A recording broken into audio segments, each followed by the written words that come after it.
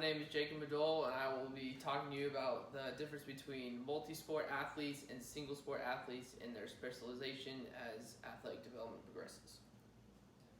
So, a little bit of introduction. Youth sports today are becoming far more competitive at a very early age.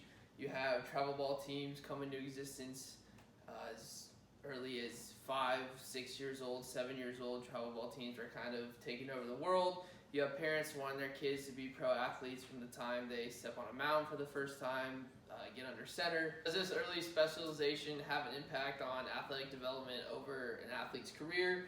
And how so, looking at the perspective of athletic performance, injury risk, and athlete efficacy, and should young athletes play multiple sports growing up? From the perspective of athletic performance, in a 2012 study done by the International Journal of Physical Therapy, they took two groups of athletes. They had multi-sport athletes and specialized athletes.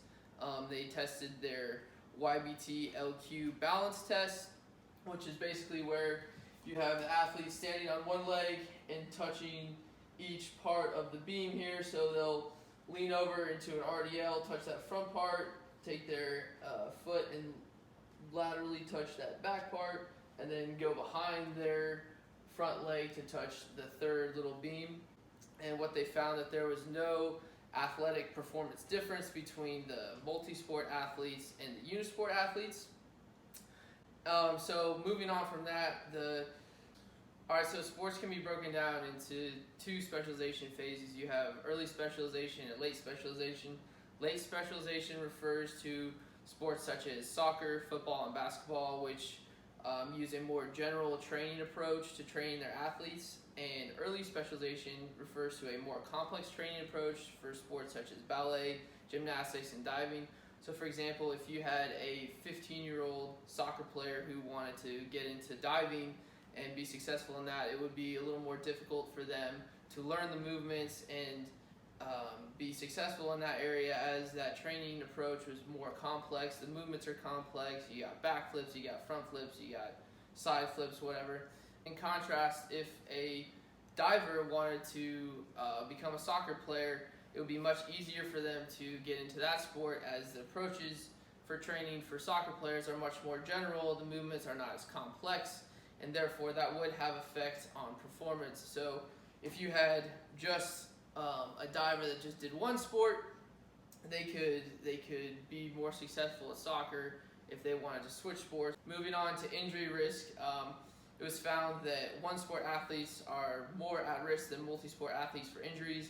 The University of Wisconsin School of Medicine did a study and found that unisport athletes are actually twice as likely to report a lower extremity injury led by knee and ankle injuries than multi-sport athletes. And there was a NBA study that came out in 2016 where they looked at all first-round draft picks from 2008 to 2015, and they came to find that multi-sport athletes had longer careers, played in more games, and accumulated significantly less injuries than specialized athletes in high school.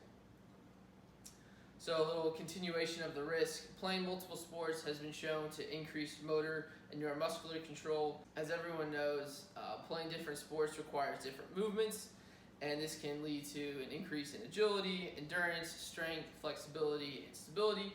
And doing different movements and playing different sports can also help prevent asymmetry, which can lead to athlete being more prone to injury.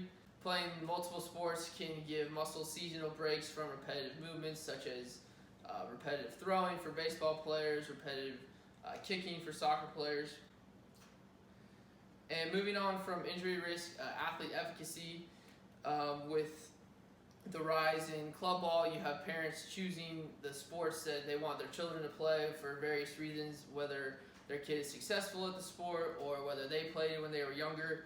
And kids don't enjoy playing one sport 24/7. They need time to take a mental break and step away from the game. And playing multiple sports can put kids in different environments. They can meet new friends, they can meet new coaches, meet new mentors. Just is a better, healthier psychological environment for them, and it can prevent the kid from burning out. I mean, you can have a kid who's an all-star baseball player from the time he's 7 years old through high school. He can play 24/7, year-round, and then he'll get to his senior year and either A, he's just burnt out, or he's just not as good as he once was because he doesn't want to play anymore. So playing multiple sports can allow for kids to play the sport that they like and not experience burnout. In regards to athlete efficacy, in terms of scouting and playing at the next level, many young athletes do have the dream to play professional or collegiate sports, and scouts do look for athletically diverse players. Urban Meyer has come out and said that he recruited Tim Tebow to play quarterback at Florida after watching him play a baseball game, which is pretty crazy to think. So the notion that having your kid play a sport 24/7 will get him to the pros is actually false. Having them play multiple sports can actually be more appealing to recruiters and scouts in the future. Discussion that I have found that there are arguments for both sides of the equation, playing multiple sports and playing one sport growing up on athletic development. For playing one sport on athletic development, it does help specialize your skills for that sport. For example, if one athlete plays baseball growing up all the way through 24/7, he will get better at the skill.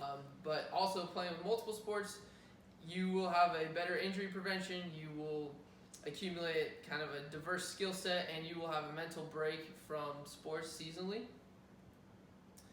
And in conclusion, for development, I've found that multiple sport upbringing to be the most beneficial and the most productive. You have better injury prevention, you have better athletic development, better social and mental approach for young athletes, and as far as recruiting, it does look better, and coaches do value that. Thank you.